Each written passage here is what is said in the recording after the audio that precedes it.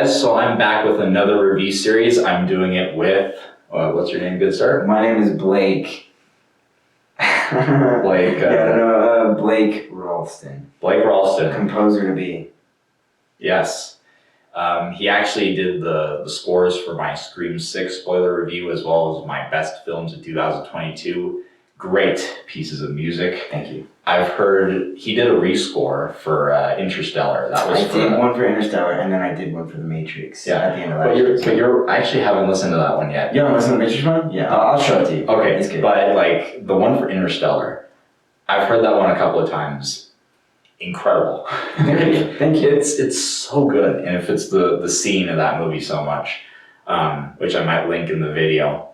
But yes, we are here talking about Kenneth Branagh's Poirot movies leading up to A Haunting in Venice coming out this September. And today we're talking about the first film in that series, Murder on the Orient Express, the 2017 remake. So basically in this movie, you got this famous detective called Poirot. Very interesting character, has different quirks to him as a lot of detectives do. It's a staple of the genre. Yeah. And in this film, he is going back to, where is it? In London. He's going back to London. Heading back to London on a train called the Orient Express. And the murder happens, and now he has to figure it out. While he's on vacation. He's just trying to chill. Sucks. Tell me, how did you come across this film? My mom was watching it, so I had no idea what it was, but my mom was watching it on like cable or something one night, and so I started watching it during the boarding scene. So I missed the opening sequence with the eggs and the temple and all that, right? And so I missed that sequence, which is cool because I went and watched it again, and so I was able to see that, which was very funny.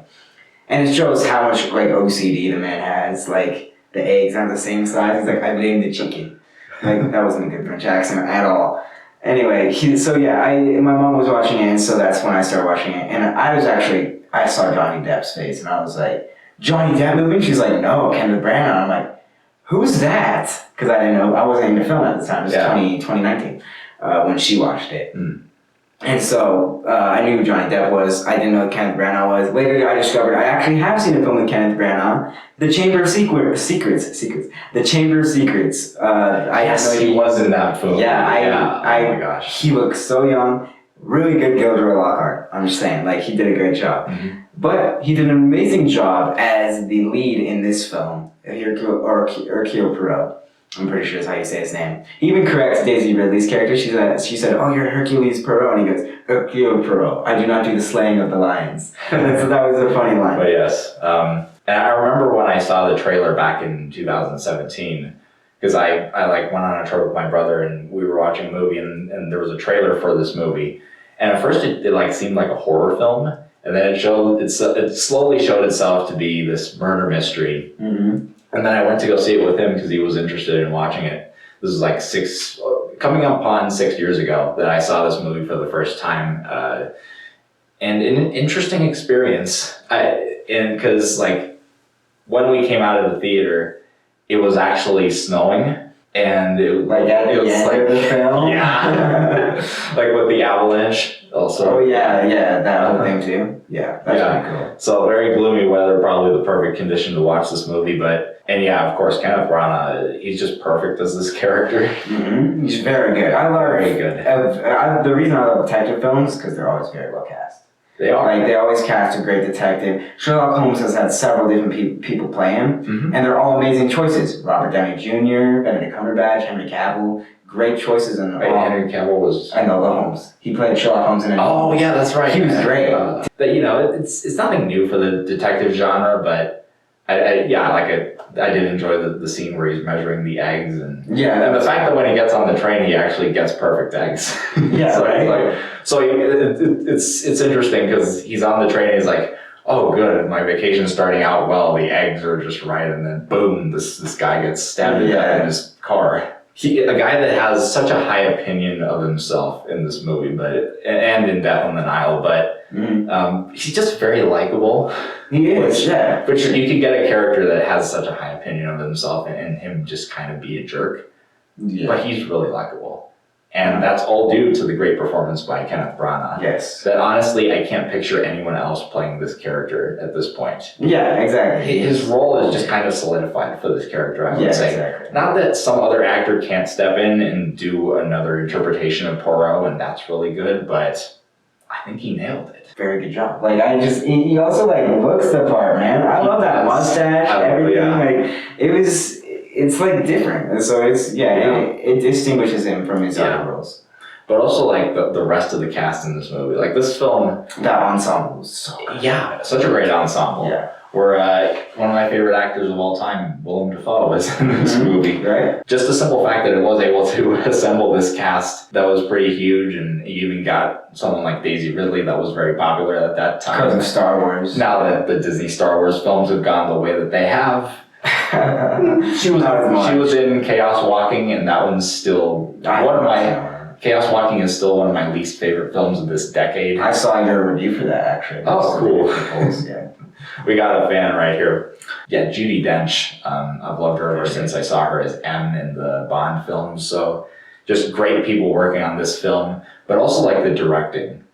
Kenneth Branagh acted in and directed this film, and the direction is incredible. And it's I think there's a perk to being a director who's also acting in the scene with the people he's directing. Yeah, because first he gives him he's got to direct them on the scene that's about to happen, and he says, and so he knows exactly how it's going to play out because he's going to be in the scene with them. Yeah. So he's got that advantage of not only having like a great crew behind the camera as well, because he's not like there behind the camera when there's rolling. Of course, he has to be in front of it. So he's got to have good people behind the camera. He's also got great performers in front of the camera to work with.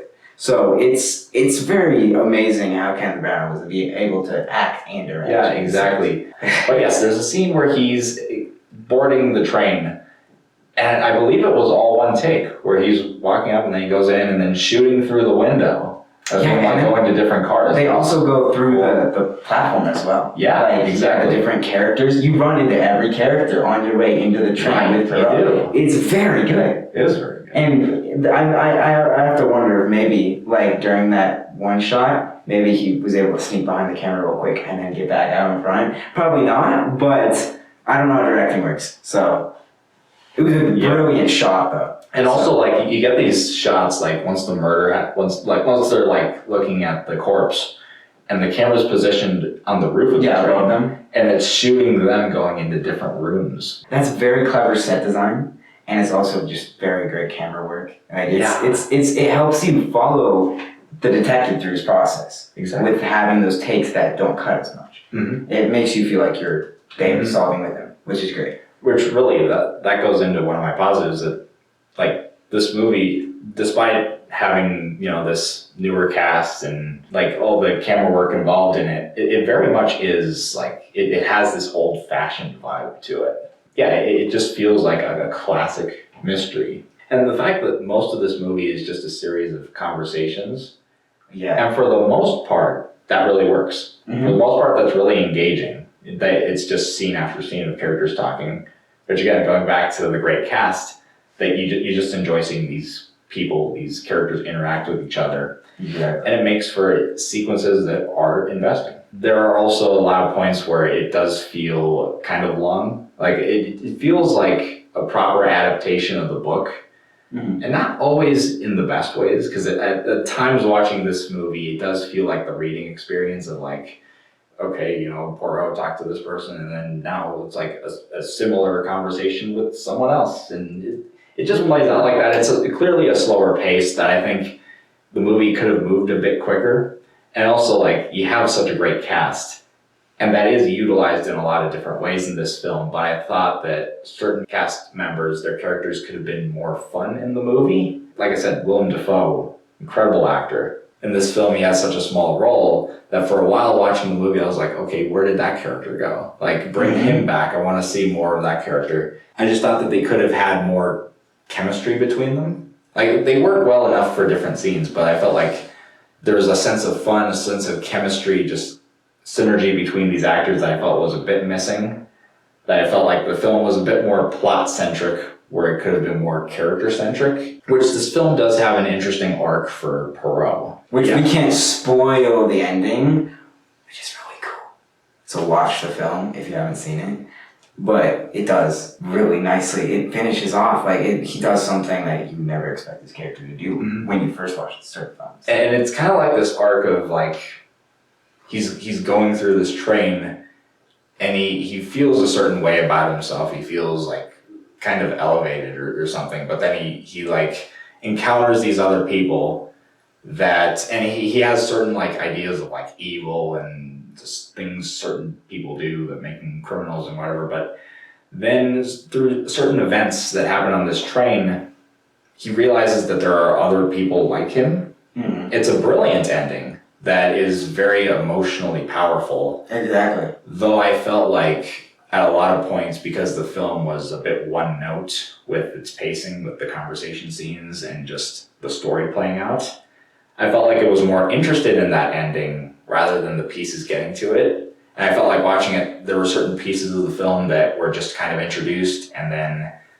it wasn't a scene that was memorable enough that you would kind of just forget certain things about it. And also the individual characters themselves, that there's this group dynamic between certain characters in this film. But as far as individual characters, I felt like they could have been stronger, but there wasn't anything inherently interesting about their individuality outside of spoilers. Yeah, just in the end, I enjoyed this film. It was solid. It definitely has its issues. I think it was definitely a proof of concept for what Kenneth Branagh could do with the Poirot movies. Well, I have to say, actually, I thought the pacing of the movie was actually quite clever because of, you have some conversations, but then he puts in some sort of action, some sort of development in between. Yeah, there is some of that. Yeah, so there's some of that helps, space it out. So, but yeah, I definitely think it was a very solid film. I loved Kenneth Branagh as Poirot, and I loved the ensemble, and I thought the score, the music by Patrick Doyle was very good, especially at the end during the final scene. Very good piece. But yeah, it was a good film to watch. It was a fun murder mystery, and it has some really awesome twists and turns, and of course, it was just written amazingly by Agatha Christie and adapted perfectly by Branagh and the other writers. An 8 out of 10. The only problems I have with it, like you said, is definitely some of the pacing. I did think it was clever at times, but then I just had some times where I was it's lacking a little bit right here. So I just have to say, there's the fact that the only thing negative I have to say about it is nitpicky. That means it's just incredible. Mm-hmm. So you will probably enjoy it. Mm-hmm. As did I. I thought it was a very well-directed film, acted, and just a good adaptation of the source material. That did struggle at times with pacing, did struggle at times a bit with the individual character motivations. But outside of that, I thought this film was good. I'm going to give Murder on the Orient Express a B. Alright, so guys, stay tuned for our review of Death on the Nile, which is coming very soon. I think this review worked, but also if Death on the Nile works, we'll keep doing this. We hope to watch Haunting in Venice together and do that review together as well. Make sure to check out this guy's channel as well. I do have Spotify. Can I plug my Spotify? Yeah, sure. Alright, my Spotify is Blake Ralston. He'll probably link it in the description because there's probably some other creators named Blake Ralston.